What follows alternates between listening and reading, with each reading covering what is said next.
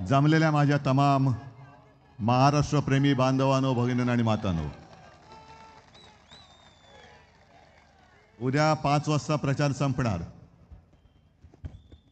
मग सगळीकडे बातम्या येणार. प्रचाराच्या तोफा थंडावल्या. तोफा महाविकास आघाडीकडे आहेत, पण महायुतीकडे प्रचाराच्या थापा थंडावणार. आणि 23 तारखेनंतर महायुती आघाडी नाहीशी होणार. महाराष्ट्रभर फिरतोय, सगळीकडे मोठमोठी होर्डिंग लागलेत. नुसत्या होर्डिंग्जवरनं तुम्हाला कल्पना येईल कोणी किती पैसे खाल्लेत. अगदी मेंढ्यांनी सुद्धा भाजप बरोबरीने किंवा भाजपपेक्षा काकणभर सरस अशी महाराष्ट्रभर होर्डिंग लावलेत. पण त्यांची स्लोगन मला आवडते, नेहमीच आवडते, मागेही आवडली होती. केलंय काम भारी, लुटले तिजोरी, केले गद्दारी, करतोय लाचारी, आता पुढची तयारी. मग खरंच छान. काय असं जरा वाचलं की बरं वाटतं. मी जाहिरात क्षेत्रातला आहे, त्याच्यामुळे असं हल्ली फार कमी मिळतं बघायला. कोणत्या तोंडाने काय बोलतायत हेही त्यांना कळत नाही. पहिल्या प्रथम भाषणाला सुरुवात करण्याआधी आपला वचननामा सगळीकडे पोचलाय नक्की? कारण मी तुम्हाला पुन्हा वचननामा सांगण्याची गरज नाहीये. कारण काही काही गोष्टी मी महाराष्ट्रात फिरताना आवर्जून सांगितल्या की प्रत्येक वचनाला त्याच्या पाठीकडे आमची काहीतरी पार्श्वभूमी आहे. जेव्हा मी माझ्या आजोबांकडनं ऐकायचो आणि बाळासाहेबांनी मला सांगितलं की दोघांनाही शाळेची फी भरायला पैसे नव्हते, म्हणून 7वी मध्ये शाळा सोडावी लागली, माझ्या वडिलांना पण आणि आजोबांना पण. आज देखील अशी अनेक मुलं आहेत की ज्यांना शिकावंसं वाटते, पण घरी फी भरायला पैसे नाहीत म्हणून शाळेत जाऊ शकत नाहीत. मधल्या काळात मी टीव्हीवरती एक बातमी बघितली. एका शेतकऱ्याने आत्महत्या केली आणि त्याच्या मुलाला शाळा सोडावी लागली. कारण डोक्यावरती कर्ज म्हणजे घरावरती कर्ज, भरणार कोण? आणि ह्या गोष्टीचा विचार करून आपण जे वचन दिलंय की मुलींप्रमाणे महाराष्ट्रात जन्मलेल्या प्रत्येक मुलाला आपण मोफत शिक्षण देणार, हे त्याच्यासाठी दिलेलं आहे. बाकी अनेक गोष्टी आहेत. मला असं वाटतं संजय राऊत काय वर्षात त्यांनी सगळे विषय संपवले असतील. पण एक महत्त्वाचा मुद्दा तुमच्यासमोर आणायचा आहे मला. आजची ही आपली सभा मुंबईसाठी तर आहेच, पण या चॅनलच्या माध्यमातून संपूर्ण महाराष्ट्र बघतोय. आणि ही लढाई कोण जिंकणार? महाराष्ट्रद्रोही जिंकणार की महाराष्ट्र प्रेमी जिंकणार? याच्याकडे संपूर्ण देशाचं लक्ष आहे. छत्रपती शिवाजी महाराजांचा मावळा जिंकणार की मोदी शाह अदानीचा नोकर जिंकणार, हे ठरवणारी ही निवडणूक आहे. अनेकदा आपण असं म्हणतो की निवडणूक जवळ आल्यानंतर मुंबई तोडण्याचा अपप्रचार केला जातो. हा अपप्रचार नाहीये. हे मी मुद्दामून जे काही घेऊन आलोय ते तुम्हाला सांगायला आलोय, कारण हे आपण विसरून जातो. वाचतो पेपरमध्ये, पण नंतर कुठेतरी कानाडोळा होतो आणि विसरून जातो. हे जे काय घडतंय, या सरकारला मुंबईचा म्हणे GDP वाढवायचा आहे. आता मला केस वाढतात कळतात, नखं वगैरे वाढलेली दिसतात. GDP कसा वाढतो, कुठे वाढतो हे काय कळलेलं नाही.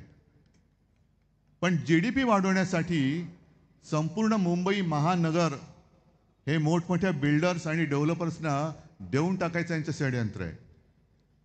आणि त्याला सुरुवात झाली.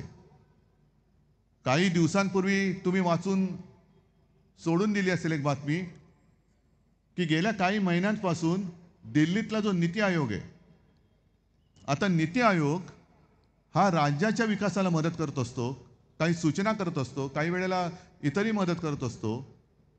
पण मुंबई ही आपली स्वायत्त आहे.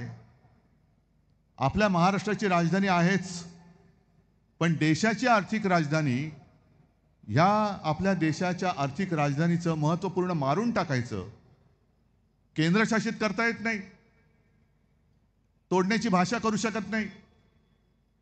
कारण मागे शिवसेना प्रमुखाने आपल्याला आदेश दिलेला आहे, जो कोणी महाराष्ट्रापासून मुंबई तोडण्याची गोष्ट करेल किंवा तसा प्रयत्न करेल, तो कोणी असला तरी त्याच्या देहाचे तुकडे केल्याशिवाय आम्ही राहणार नाही, ही शिवसेना प्रमुखांनी दिलेली आपल्याला शिकवण आणि आपल्याला आदेश आहे. मग सरळ तर काही लढता येत नाही. मग काय करायचं? मुंबई महापालिका विसर्जित करून ठेवले आणि त्यांच्या कारभाऱ्यांच्या हातून सगळं ओरबाडणं सुरू आहे. मग मुंबईची एक ब्ल्यू प्रिंट ही नीती आयोगाच्या माध्यमातून तयार केली, की ज्याच्यामध्ये मुंबई महापालिकेचं महत्त्व पूर्ण मारूनच टाकलेलं आहे. नंतर वर्ल्ड इकॉनॉमिक फोरम आणि MMRDA यांच्यात एक MOU सुद्धा 2 महिन्यापूर्वी झालेला आहे. हे संकट किती मोठे आहे ते बघा. म्हणजे आपण जर का नुसतं कटेंगे बटेंगे फटेंगे हे ह्याच्यामध्ये राहिलो, मी देवेंद्र फडणवीस आणि सगळ्यांना सांगतोय की तुमचं बटेंगे फटेंगे सोडा, पण मुंबईवरती घाला घातलात तर हम आपको काटेंगे, जरूर काटेंगे. कसल्या गोष्टी करताय? कोणाला शिकवताय? आणि जे मुद्दे आहेत त्या मुद्द्यावरती बोला ना. आम्ही मुद्द्यावरती बोलतो, तुम्ही मुद्द्यावरती बोला. बटेंगे तो कटेंगे. अरे मी मुख्यमंत्री असताना एक सुद्धा अशी हिंमत कोणाची झाली नव्हती, एक सुद्धा होऊ दिलं नव्हतं. सगळेच जण सुरक्षित होते. आणि आता जर का मोदी तिकडे असून जर यांना अनसेफ वाटत असेल तर मोदीजी पहिला प्रथम आपण राजीनामा द्या आणि पाहिजे तर शिवसेनेत नाही घेणार, पण शिवसेना कसं काम करते ते तुम्ही बघा. कुठे तुम्ही नेताय? जसं 14 साली त्यांनी सांगितलं होतं की कुठे नेऊन ठेवलंय महाराष्ट्र माझा, तीच परिस्थिती आज की महाराष्ट्र कोणत्या दिशेला नेऊन ठेवलाय. संस्कार असतील, संस्कृती असेल, भाषा असेल, हे कुठेतरी म्हणजे काळोखामध्ये नेऊन टाकायचं आणि आपल्याला बिथरवून टाकून यांच्या पोळ्या भाजायच्या. म्हणजे मी जे काय अनेकदा बोलतो ना की हिंदुत्वात फरक, तो हाच आहे की आपलं हिंदुत्व हे घरातली चूल पेटवणारं आणि त्यांचं हिंदुत्व हे घरांच्या होळ्या पेटवणारं हिंदुत्व आहे. म्हणजे असा नतद्रष्ट विचार आहे की लोकांच्या घरांच्या होळ्या पेटवायच्या आणि त्याच्यावरती यांच्या पोळ्या भाजायच्या आणि वर सांगायचं 35 पोळ्या खाल्ल्या बरे. अरे पण लोकांची घरं जळली त्याचं काय? घरं जळतायत, घरं जळू दे, पण आमच्या मात्र राजकीय पोळ्या भाजल्या गेल्या पाहिजेत. या सगळ्या गोष्टी बघितल्यानंतर मध्ये लोकसभेच्या वेळेला जो त्यांनी एक फटका पडल्यानंतर प्रचार केला, महाविकास आघाडी म्हणून आपण पूर्ण देशभर एक प्रचार केला, रान उठवलं आणि ते खरं होतं. आपण नव्हतं नुसतं बोललो, तर भारतीय जनता पक्षाचेच खासदार आणि काही माजी मंत्री बोलले होते की आम्हाला 400 पार का पाहिजे, कारण आम्हाला देशाचं संविधान बदलायचंय. आणि तो मुद्दा उचलला आणि लोकांसमोर ठेवला की हे बघा, हे संविधान मारायला निघाले. मग हारल्यानंतर यांनी सुरू केलं की यांचं हे फेक नॅरेटिव्ह होतं. मग हे जे मी काय सांगतोय, तुम्ही जो काय MOU केलेला आहे, हा काय फेक नॅरेटिव्हचा भाग आहे? धारावी धारावी धारावी, नुसती धारावी नाहीये, अख्खी मुंबई हे अदानीच्या घशात घालतायत. आणि केवळ धारावीमुळे अख्खी मुंबईच नव्हे तर मुंबईच्या आसपासचा परिसर सुद्धा ते अदानीच्या घशात घालतायत. आणि जिथे जातोय तिथे अदानी, जिथे जातोय तिथे अदानी. म्हणजे प्रचाराची सुरुवात मी केली कोल्हापूर पासून. तिथले आपले राधानगरीचे आमदार बोलले KP पाटील की साहेब आमच्या इथलं पाणी सुद्धा अदानीला विकलेलं आहे. चंद्रपूरमध्ये गेलो, तिथल्या खाणी आणि तिथली शाळा सुद्धा अदानीला देऊन टाकलेली आहे. आज पालघरला गेलो तिथलं वाढवण बंदर झाल्यानंतर अदानीला देऊन टाकणार आहेत. म्हणजे एअरपोर्ट अदानी, बंदरं अदानी, आपल्याला वीज येते ती महाराष्ट्रभरची वीज अदानीकडे, खाणी अदानीकडे, सगळे उद्योग धंदे अदानीकडे. हे संकट फार मोठं आहे, संकट फार मोठं आहे.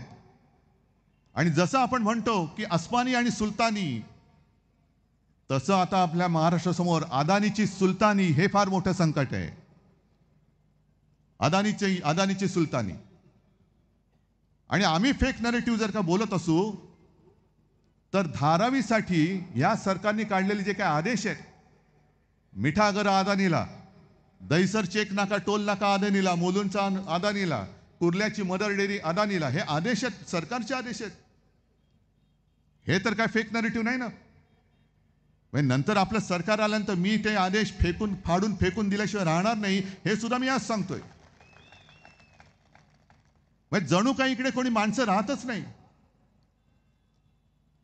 जे संजय राऊत बोलले की 23 तारखेला आपण तर जिंकणारच आणि राज्यभर फटाके फुटणार आहेत.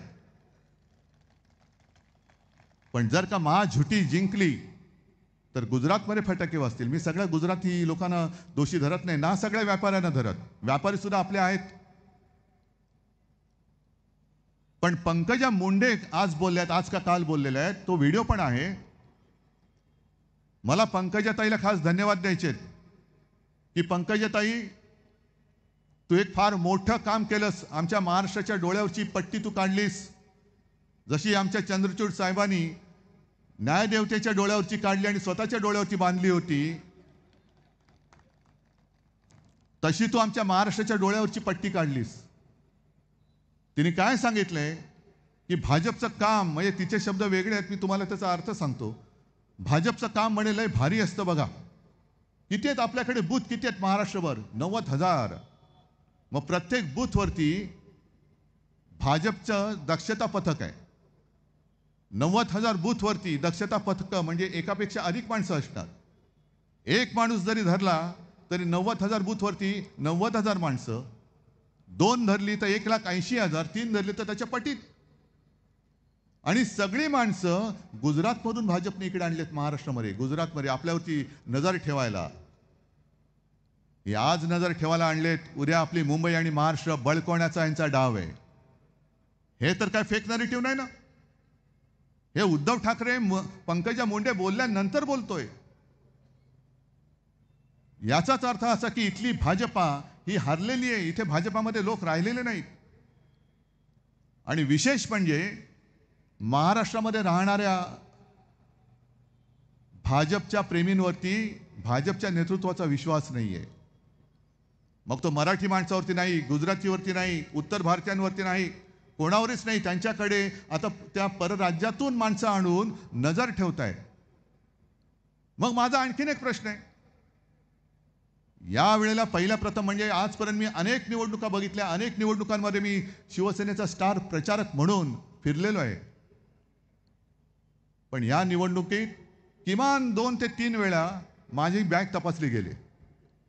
खरं म्हणजे मी त्या बॅगच्या कंपनीला एक पत्र लिहिणार आहे की तुमचा ब्रँड अँबॅसेडर नेमा मला. Brand ambassador Uddhav Thackeray, bag हो तो ऐसी हो, सबको लोगे इसको चेक करो. माझ्या बॅगा तपासल्या हरकत नाही. पण हे जे काय त्यांचं पथक फिरतंय, राज्यभर फिरतंय, रात्री राहतात कुठे, त्यांचा खर्च कोण करतोय? ते जे काही बॅगा घेऊन फिरतायत, त्या बॅगेतले ढोकळे आणि शेवफाफडा कुठून आणलाय? कोणासाठी फिरतायत? कोणाला काय वाटतायत?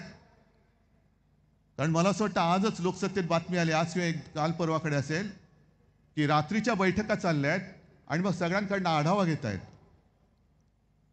या पद्धतीने आजपर्यंत देशातली कोणती निवडणूक दुसऱ्या राज्यातले कार्यकर्ते आणून, माणसं आणून, त्या ज्या राज्यात मतदान होणार आहे त्या मतदारांवरती लक्ष ठेवण्यासाठी अशी कोणती माणसं किंवा फौज ही अद्याप आणलेली नव्हती. बाकी गुमराह करण्याचं सुरूच आहे. राजनाथ सिंग, मला खरं आश्चर्य वाटतं, देशाचे संरक्षण मंत्री, त्यांनी सांगितलं की डॉक्टर बाबासाहेब आंबेडकरांना नरेंद्र मोदींनी भारतरत्न दिलं. मला माहित नाही खरं की खोटं आहे. नाही, कारण देशाचे संरक्षण मंत्री बोलतायत. नाही, उद्या ते असंही सांगतील की रावणाचा आणि कंसाचा वध सुद्धा नरेंद्र मोदींनीच केला. अफजल खानाला सुद्धा नरेंद्र मोदींनीच मारलं, कारण त्यांच्यासाठी तेवढाच एक आहे ना, एकच आहेत म्हणून ते सेफ आहेत. मोदी आहे तो सेफ आहे. कोण? भ्रष्टाचारी सेफ आहे, गद्दार सेफ आहे, देशद्रोही सेफ आहेत. पण राजनाथजी, तुम्हाला आणखीन एक मला प्रश्न विचारतो. तुम्हीच प्रश्न काढताय, उकरताय, म्हणून तुम्ही बोलताय, त्याच्यावरती आम्ही आपलं एक वेगळं जोडपट्टी लावतो. बरं, ठीक आहे, एक क्षणभर मानलं की डॉक्टर बाबासाहेब आंबेडकरांना भारतरत्न नरेंद्र मोदीजींनी दिलं, फार मोठे त्यांचे ते भक्त आहेत. मग आणखीन एक मला प्रश्न त्यांना विचारायचा आहे की गेल्या काही महिन्यांपूर्वी राज्याचा जो अल्पसंख्याक आयोग नेमला गेला, साधारणतः त्या आयोगामध्ये जे जे अल्पसंख्य म्हणून ज्यांची नोंद झाले त्या समाजाची माणसं ही आयोगावरती सदस्य म्हणून असतात. म्हणजे कोणी असतील ते असतील, पण त्या आयोगामध्ये एक सुद्धा बौद्ध समाजाचा माणूस, एक सुद्धा बौद्ध समाजाची व्यक्ती का नाही ते सांगा, आणि मग तुम्ही डॉक्टर बाबासाहेब आंबेडकरांना मोदींनी भारतरत्न का दिलं ते सांगा. म्हणजे आज सुद्धा तुम्ही त्या समाजाची फटकून वागताय. जे मी म्हणतो बुरसटलेलं गोमूत्रधारी हिंदुत्व हे यांचं हे आहे की आज सुद्धा त्यांना त्या धर्माची, त्या समाजाची लोक नको आहेत. हा संपूर्णपणाने हलकटपणा, हा सहन करण्यासाठी आम्ही तुम्हाला मतं द्यायची. आणि संपूर्ण राज्यात बेकारीचं संकट फार मोठं आहे.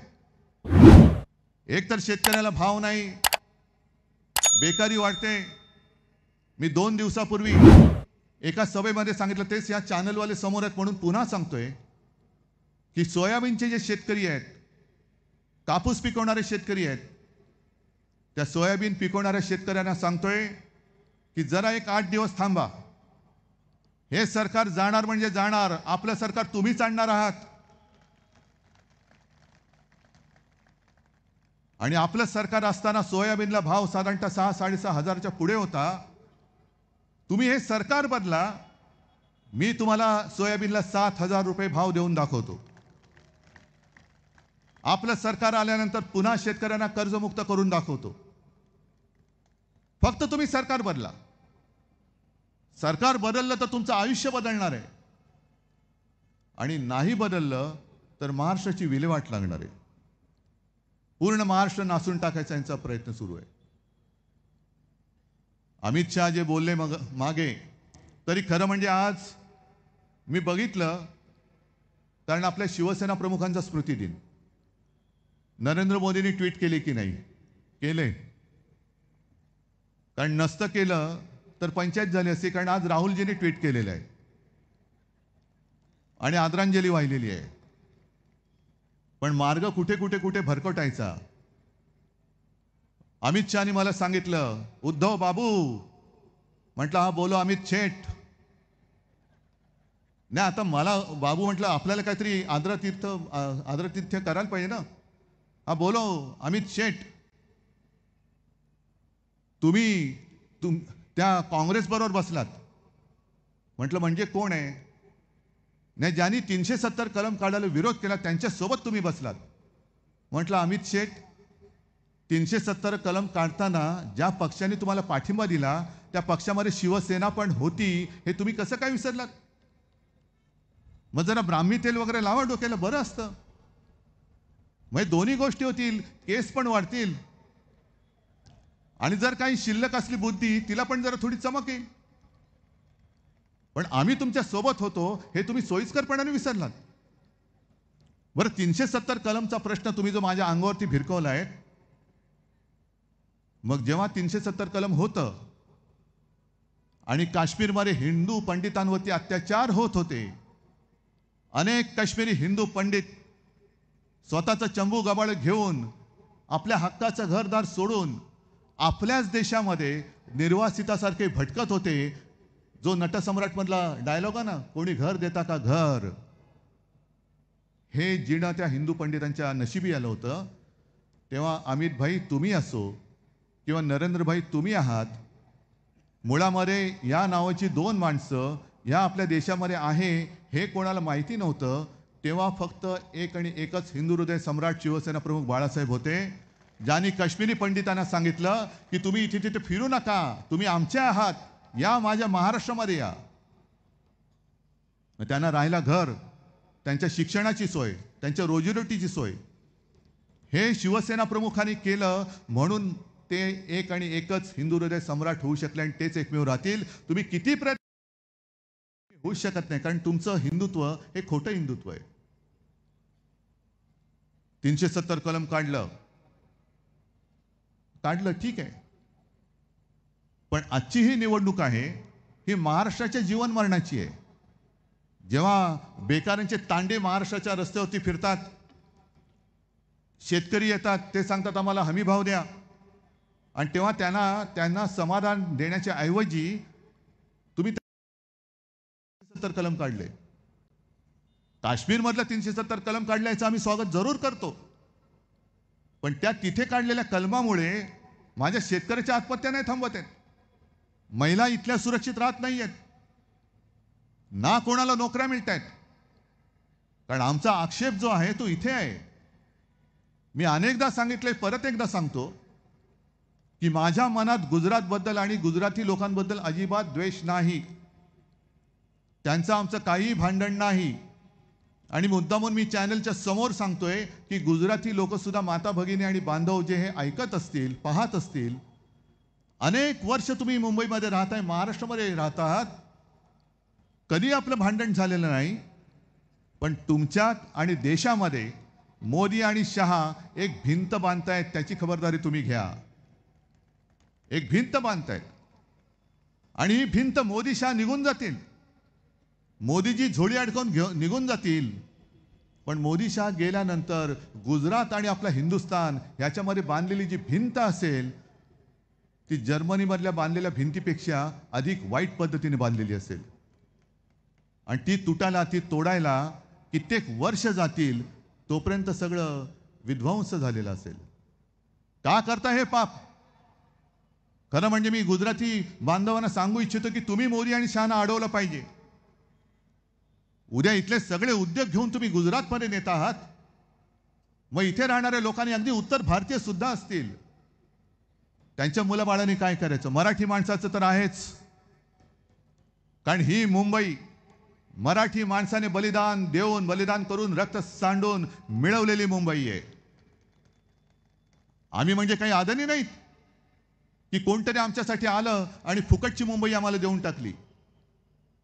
ही आमच्या हक्काची मुंबई आहे, आणि हक्काची मुंबई पहिल्या कॅबिनेटमध्ये मी जर काही करेन, म्हणजे मुख्यमंत्री वगैरे भाग वेगळा, पण सरकार म्हणून तर अदानीसाठी अदानीच्या घशात घातलेली मुंबई ही पहिली काढून घेईन. हा कॅबिनेटचा पहिला निर्णय असेल. धारावी करारात जिथे आहेत तिथेच त्यांच्या उद्योगासह घर तर देईनच, पण ज्या जागा अदानीला दिलेल्या आहेत त्या जागांवरती, आणि हे काय आता MMRDA बरोबर काय जे करार केले ना, तो पहिला कचऱ्यामध्ये फेकीन मी. नीती आयोगाला सांगेन तुम्ही तुमचं काम करा, माझ्या मुंबईत यायचं तुम्हाला हक्क नाहीये. MMRDAला सुद्धा मी सांगेन, मुंबई महापालिकेच्या हद्दीबाहेर तुम्ही जा, तुमचं काम तिकडे. मुंबई महापालिका ही स्वायत्त आहे, तिच्या अधिकारावरती जर का गदा आणाल तर कदाचित मी MMRDA सुद्धा रद्द करून टाकेन. एवढं कणखरपणाने वागावं लागेल. आणि मुंबईचा आजूबाजूचा जो काही परिसर आहे, ज्याला MMR रिजन म्हणतो, तिथे आपल्या महाराष्ट्रातल्या भूमिपुत्रांसाठी परवडणाऱ्या किमतीमध्ये घरं बांधून दिल्याशिवाय राहणार नाही, हे सुद्धा मी आज वचन देतोय. ही तुमची मुंबई आहे, ही तुमची मुंबई आहे. कारण मी म्हणजे काय देवेंद्र फडणवीस नाहीये. जो एक उद्योग आपण नागपूरमध्ये आणत होतो, टाटा एअरबसचा, लाज वाटली पाहिजे ना विदर्भाचं आणि महाराष्ट्राचं नाव घ्यायला. आपलं सरकारने गद्दारी करून का पाडलं? कारण मी महाराष्ट्र लुटू देत नव्हतो, आणि यांना माहिती आहे की जोपर्यंत शिवसेना प्रमुखांची शिवसेना आहे तोपर्यंत महाराष्ट्र स्वप्नात सुद्धा लुटता येणार नाही. पहिलं शिवसेनेवरती घाव घाल, आणि त्यांनी शिवसेनेवरती घाव घातला, पण घाव घातल्यानंतर झालं उलटच. त्यांच्या कपाळातच सोटा बसला. आणि मला अभिमान आहे की आज जिथे जिथे जातोय तिकडे गर्दी उसळते. कारण उद्धव ठाकरे हा एकटा नाहीये. उद्धव बाळासाहेब ठाकरे आणि बाळासाहेबांनी दिलेली पुण्याई माझ्या सोबत आहे, माझ्या बरोबर आहे.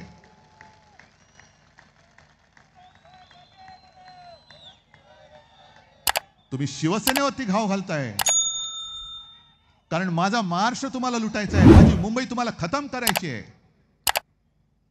जे माझ्या मुंबईचं महत्व अख्ख्या देशात आणि जगात झालं, अगदी धारावी वाचवल्यानंतर मुंबईचं कौतुक धारावी मॉडेल म्हणून संपूर्ण जगाने केलं, हे यांना बघत नाहीये, पाहवत नाहीये. गुजरातमध्ये सार्वजनिक चिता पेटल्या होत्या, उत्तर प्रदेशमध्ये सार्वजनिक त्या चिता पेटल्या होत्या. भयानक दृश्य होतं, भीषण दृश्य होतं.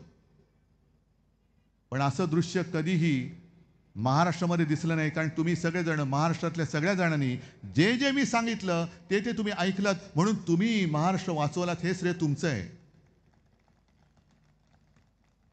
मग मुंबईचं महत्व मारतायत, म्हणूनच ती नीती आयोगाच्या ताब्यात द्यायची.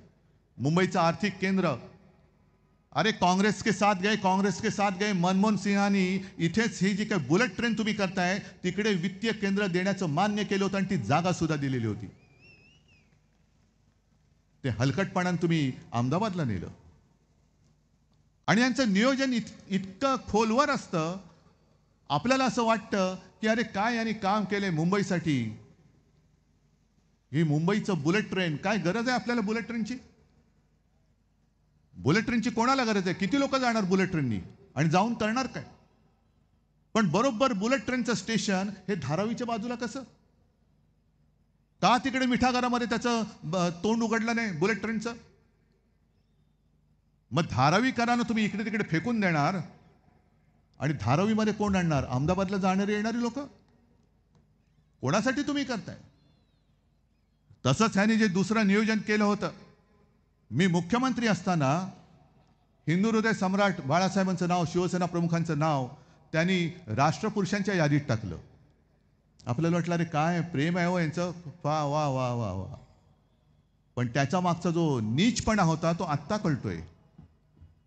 कारण राष्ट्रपुरुषाच्या यादीमध्ये कोणत्याही व्यक्तीचं नाव आलं तर त्याचा फोटो आणि नाव हे कोणीही वापरू शकतं. म्हणून हे लुटारू गद्दार मिंधे हे माझ्या वडिलांचं नाव वापरतायत, आपल्या शिवसेना प्रमुखांचं नाव वापरू शकतात. शरद पवारांच्या बाबतीत तसं नाही, कारण पवार साहेब स्वतः तिकडे राष्ट्रवादीचं नेतृत्व करतायत आणि त्यांनी ते सांगितलं की मग त्यांचा फोटो कोणी वापरू नये. पण इकडे माझ्या वडिलांचं म्हणजे आपल्या हिंदू हृदय सम्राटांचं नाव तुम्ही कपट कारस्थानासाठी, प्रेमाने नाही, शिवसेना संपवण्यासाठी, म्हणजे किती 2-3 वर्ष म्हणजे सरकार पाड्याच्या आधीपासूनचं यांचं प्लॅनिंग होतं ते बघा. कि शिवसेना को खत्म करना है तो बस एक संभ्रम निर्माण करा की लोक गांगरून जातील. मला अजूनही पत्रकार विचारतात की खरी शिवसेना कोणाची? म्हटलं खरी आणि खोटी शिवसेना असूच शकत नाही. शिवसेना हे फक्त एक आणि एकच, दुसरी शिवसेना असूच शकत नाही. आणि मी मेंढेंना काल ठाण्यात जाऊन आव्हान दिलं होतं, आज तुमच्या साक्षीने देतोय की मेंढ्या, तू जर का मर्दाची औलाद असलास, वाटत तर नाहीच आहे, तर तू तुझ्या वडिलांचा फोटो लावून नावानी मैदानात ये आणि मग मत नाही जनतेचे जोडे खा.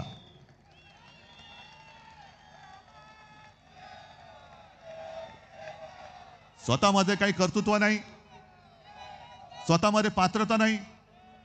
आणि मला खरंच लाज वाटते की देशाचा पंतप्रधान हा कसा असला पाहिजे. त्याच्यामध्ये काहीतरी, ठीक आहे आपल्या पक्षाचा नसेल, पण माझ्या हिंदुस्थानचे पंतप्रधान आहेत, काहीतरी एक शान पाहिजे त्यांच्यामध्ये. तुम्ही एक तर गद्दारी करून माझी शिवसेना फोडली. ज्या शिवसेनेने तुम्हाला पंतप्रधानपदी बसवण्यासाठी मदत केली ती शिवसेना तुम्ही संपवायला निघालात. आणि ज्यांच्याकडनं तुम्ही ती फोडलीत त्या गद्दारांच्या प्रचाराला त्यांना घेऊन, अरे गद्दारांची फौज माझ्या अंगावरती सोडता, गद्दाराची फौज सोडता. काय पात्रता काय तुमची? कर्नाटकामध्ये गेले होते मोदी, तेव्हा त्या महिलांवरती अत्याचार करणाऱ्या प्रज्वल रेवण्णाचे हात बळकट करण्याचं आवाहन करतायत. अहो तुम्ही हिंदुत्व नासून टाकले, हिंदुत्व तुम्ही संपवून टाकले. बुरसटलेले हिंदुत्व म्हणतो मी एवढ्यासाठी म्हणतोय हिंदुत्व स्वच्छ पाहिजे. एक तर या भाजपमध्ये तर काय, मी तर म्हणतो की भाजप हल्ली हायब्रिड झालेला आहे, म्हणजे संकरित.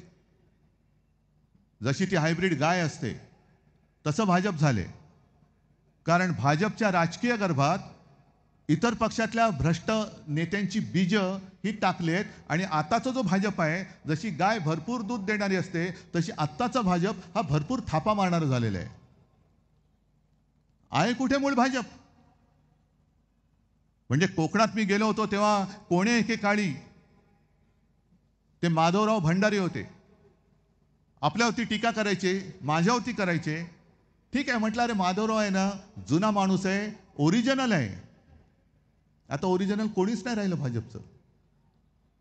सगळे बाडगे, कोकणात सुद्धा बाडगा, इकडे सुद्धा बाडगा, सगळेच म्हणजे ह्यांचं संपूर्णपणाने खतम झालेली लोक आहेत. आणि मग मला ती एक म्हण आहे, त्या म्हणीचा अर्थ, कुऱ्हाडीचा दांडा गोतास काळ. माहिती आहे तुम्हाला त्याचा अर्थ? त्या म्हणीचा अर्थ असा आहे की एक खूप जुनं झाड असतं, किती वर्ष जुनं कोणालाच माहित नाही, कारण प्रचंड त्याचा मोठा विस्तार. आणि त्या झाडाच्या फांद्यांवरती अनेक पक्ष्यांची घरटी आणि त्या पक्ष्यांच्या अनेक पिढ्या जन्माला आलेल्या असतात. सगळं काही आनंदात चाललेलं असतं. एक दिवस एक माणूस येतो. आता परत व्यापारी म्हटल्यानंतर सगळे व्यापारी नव्हेत, हे जे दोन बसले तेवढ्या पुरतच, आणि कुऱ्हाड घेऊन त्या झाडावरती बुंद्यावरती मारायला लागतो. संपूर्ण झाडावरचे पक्षी थरारतात. अरे हे काय चाललंय? आपल्या आजोबांवरती घाव घातले जात आहेत. मग त्यातल्या एका पक्षाने त्या झाडाला विचारलं, आजोबा आजोबा तुम्हाला त्रास होत असेल ना हो? मग त्या झाडाने सांगितलं, मला त्रास नक्की होतोय, पण तो घाव घालतोय म्हणून होत नाहीये. तर तो घाव घालण्यासाठी जी कुऱ्हाड वापरतोय, त्या कुऱ्हाडीचा दांडा माझ्या लाकडाचा आहे, त्याचा जास्त मला त्रास होतोय. हे कुऱ्हाडीचे दांडे हे केवळ शिवसेनेचे नाहीत, हे महाराष्ट्राचे आहेत, महाराष्ट्राच्या लाकडाचे आहेत. यांच्या आईबद्दल काही आदर नाही. आई संपली तरी चालेल, महाराष्ट्र मेला तरी चालेल, गुजरातचा सेवक झाला तरी चालेल, चाकर केली तरी चालतील, चाकरी केली तरी चालेल, पण मला माझी खुर्ची पाहिजे. ही मानसिकता खतम करण्यासाठी ही निवडणूक आहे. बाकी सगळेच जण सगळं सांगतात, Modi guarantee Modi guarantee Modi guarantee, तर तिकडे सुपडा साफ झाला. स्वतः नरेंद्र मोदींना बाला साहब के नाम पे दे दे रे बाबा म्हणून महाराष्ट्रासमोर हात पसरवावे लागत आहेत. सगळ्या पक्षांच्या पोस्टरवरती आणि जाहिरातीमध्ये शिवसेना प्रमुखांचा फोटो आहे. याचा अभिमान आहे मला. पण जी लोक गद्दारी करताना मला सांगत होती की नाही मोदींच्यामुळे आपल्याला मतं मिळालेत, ही सगळी आपटली. आणि तर मोदींना शिवसेना प्रमुखांच्या नावावरती मोदींसाठी मतं मागावी लागत आहेत. हे मागे संजय राऊत लिहायचे ना तुम्ही सच्चाईमध्ये, नियतीच्या मनात काय आहे, ही नियती. आणि हा सगळा चोरांचा कारभार आहे, चोर मंडळ आहे. ह्यांचा कारभार आपल्याला उठवायचा आहे. मी प्रत्येक ठिकाणी जाऊन सांगतोय की ही निवडणूक उद्धव ठाकरेची नाहीये, ही निवडणूक महाराष्ट्राची आहे. मग काही जण मला विचारतात की अहो मुंबईतली तुम्ही ती एक जागा का नाही सोडलीत? एक जागा, एक. म्हटलं मी महाराष्ट्रद्रोह्यांना एक सुद्धा जागा देणार नाहीये. आणि ज्यांनी जाहीर केलंय की देवेंद्र फडणवीस हेच मुख्यमंत्री होतील, मिंदे हा उत्तम मुख्यमंत्री आहे, मी तुला जर का एक जागा सोडली असती तर ते एक मत सुद्धा हे त्यांच्या तराजूत गेलं असतं. मग माझं नातं जे आहे ते माझ्या महाराष्ट्राशी आहे. जसं मी कोरोनाच्या वेळेला माझं कुटुंब माझी जबाबदारी म्हणून मी जबाबदारी घेतली होती, तसं आज मी तुमच्या भरोशावरती तुमच्या शक्तीमुळे मी महाराष्ट्रद्रोह्यांशी लढायला मैदानात उतरलेलो आहे. मला तुमच्याकडनं न्याय पाहिजे. न्यायालयामध्ये मला अजूनही न्याय मिळालेला नाही. अजूनही 2 वर्ष झाली, 2.5 वर्ष झाली, कधी न्याय मिळेल सांगता येत नाही. मी माझ्या महाराष्ट्राकडे न्याय मागतोय. मला न्याय पाहिजे. हा न्याय मला महाराष्ट्रासाठी पाहिजे. म्हणजे परवा संभाजीनगरला मी जे बोललो तेच पुन्हा सांगतो. कारण संभाजीनगरमध्ये एक गद्दार निवडून आला, छत्रपती संभाजीनगरमध्ये एक गद्दार निवडून आला. मग मी संभाजीनगरकरांना विचारलं, अरे बाबांनो, काय माझं काही चुकलंय का? मी जो काही मुख्यमंत्री पदाचा कार्यकाळ केला हा तुम्हाला पटलाय की नाही पटलाय? आणि मोदी शहाना सांगतोय तुम्ही किती शिवसेना फोडण्याचं काम करा, आणि शिवसेना प्रमुखांच्या भाषेत सांगायचं तर अस्वलाच्या अंगावरती एवढे केस असतात, तुम्हाला जेवढे उपटायचे तेवढे उपटा, बसा उपटत अस्वलाचे केस. आम्हाला तेल लावण्यासारखी गरज नाही लागणार अमित शहांसारखी. आमचे केस आपोआप येत असतात, काही झडलेले असतात ते पण घेऊन जा. पण गद्दार फोडून शिवसेना संपणार नाही.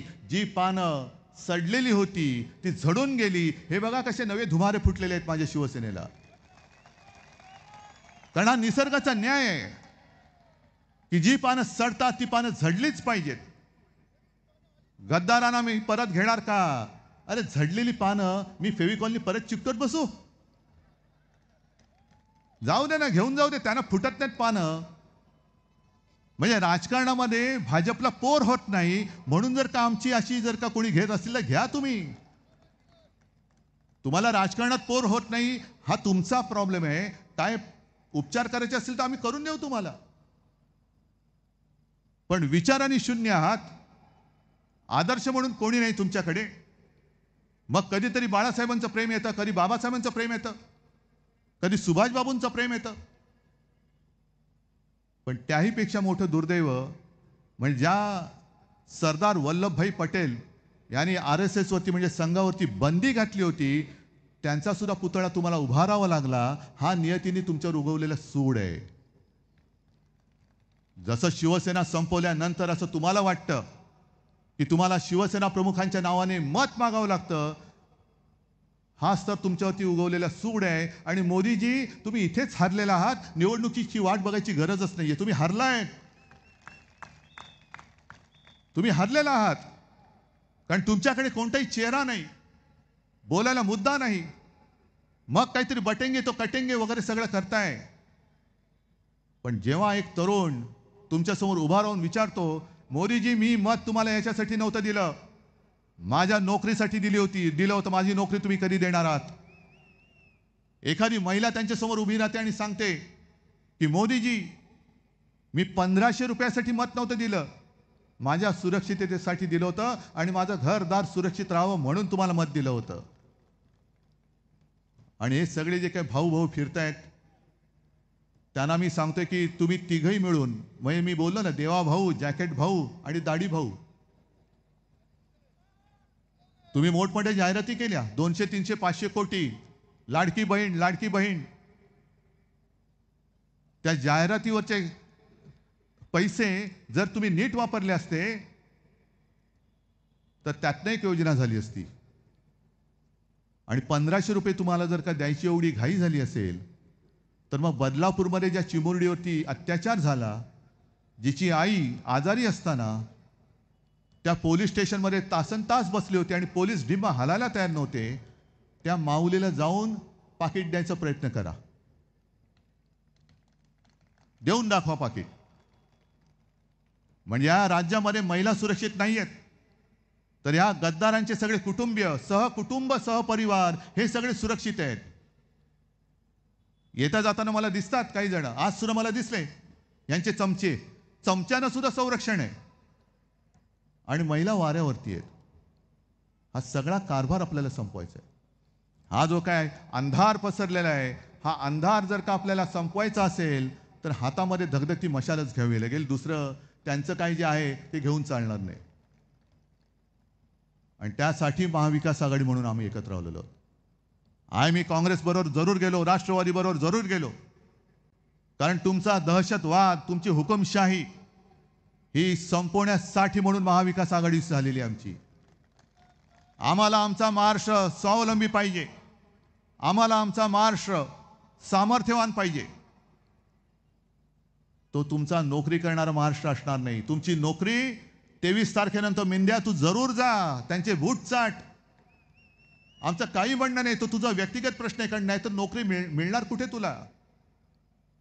आणि आज जे टगेगिरी करत फिरतायत सगळे त्यांचे, त्यांना सांगतोय की ही जनता आहे, 23 तारखेनंतर बघा, त्यावेळेला तुम्हाला संरक्षण लागेल.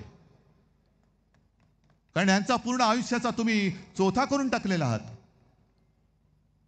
आणि याचा हिशोब आम्ही 23 तारखेला आमचं सरकार आल्यानंतर घेतल्याशिवाय राहणार नाही. तुम्ही सगळे ठरवून आलेला आहात, कारण मुंबईकर नेहमी शिवसेनेसोबत राहिले. गेल्या वेळेला 6 पैकी जवळपास 5 जागा, 1 जागा त्यांनी ढापली. या वेळेला जागे राहा, या वेळेला जागे राहा. अगदी मतदान प्रक्रियेच्या वेळेला सुद्धा, कारण त्या लोकसभेच्या वेळेला मला प्रेस कॉन्फरन्स घ्यावी लागली होती.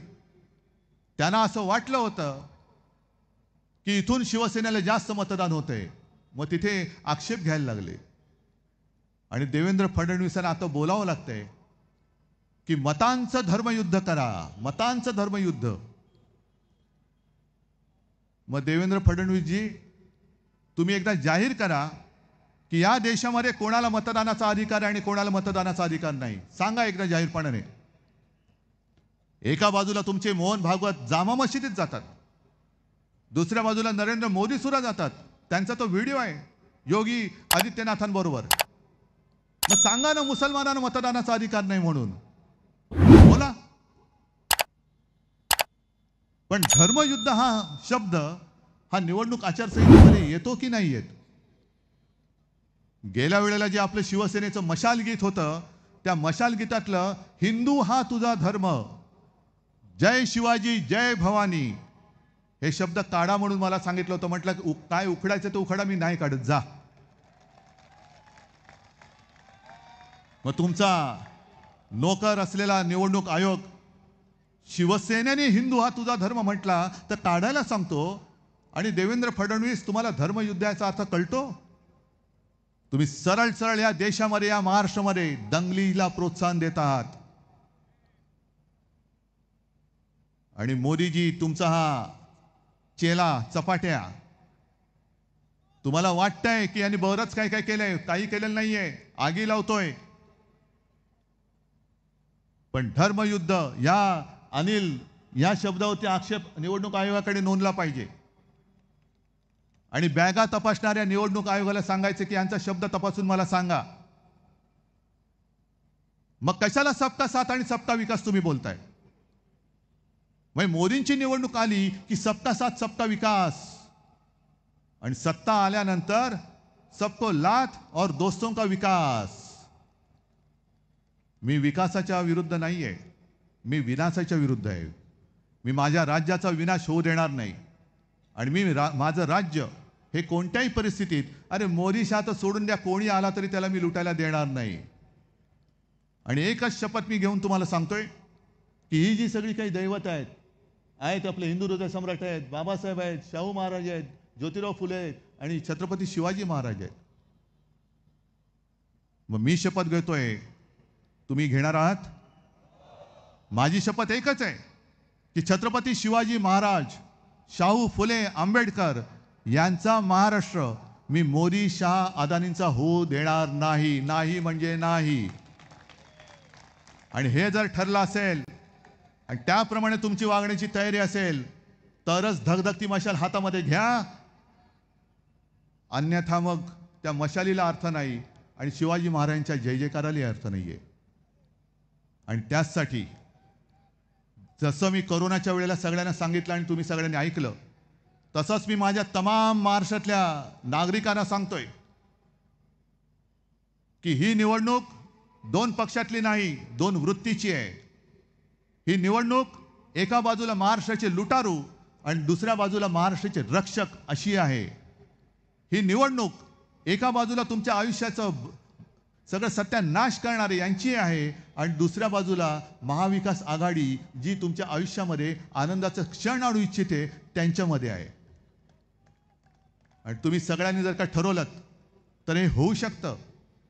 संपूर्ण महाराष्ट्राने निश्चय केला पाहिजे, प्रतिज्ञा केली पाहिजे की काय वाटेल ते होऊ दे, पण महाराष्ट्राशी द्रोह करणाऱ्या, गद्दारी करणाऱ्या आणि महाराष्ट्र लुटणाऱ्याला मी माझं एक सुद्धा मत हे देणार नाही. आणि मला खात्री आहे महाराष्ट्र हा आपला आहे, महाराष्ट्र हा माझा आहे आणि माझा महाराष्ट्र हे केल्याशिवाय राहणार नाही हा विश्वास व्यक्त करतो आणि आपली रजा घेतो. जय हिंद, जय महाराष्ट्र.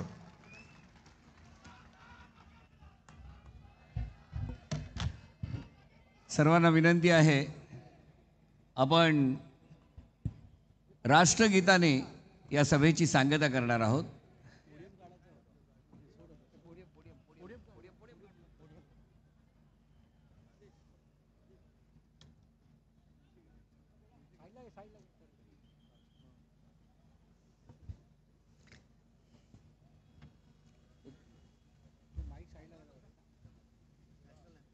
जनगण मन अधिनायक जय हे भारत भाग्य विधाता. पंजाब सिंध गुजरात मराठा द्राविड उत्कल बंगा. विंध्य हिमाचल यमुना गंगा उच्चल जलधि तरंगा. तव शुभ नामे जागे तव शुभ आशीष मांगे. गाहे तव जय गाथा जनगण मंगलदायक जय हे भारत भाग्य विधाता. जय हे जय हे जय हे जय जय जय जय हे. भारत माता की. सर्व उमेदवारांना विनंती आहे त्यांनी पुढे यावं. सर्व उमेदवारांनी उभं पुढे यावं. आणि त्याचबरोबर सर्वांनी लक्षात ठेवा, मशाल, तुतारी वाजवणारा माणूस आणि हाताचा पंजा, महाविकास आघाडीचे जेथे जेथे जे जे उमेदवार आहेत त्या सर्वांचं चिन्ह आपल्याला यशापर्यंत घेऊन जाणार आहे.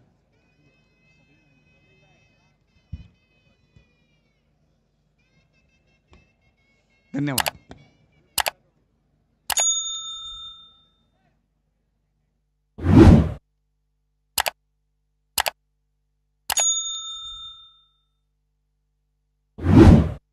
गरजा हिंदुस्तान चॅनलला सबस्क्राईब करा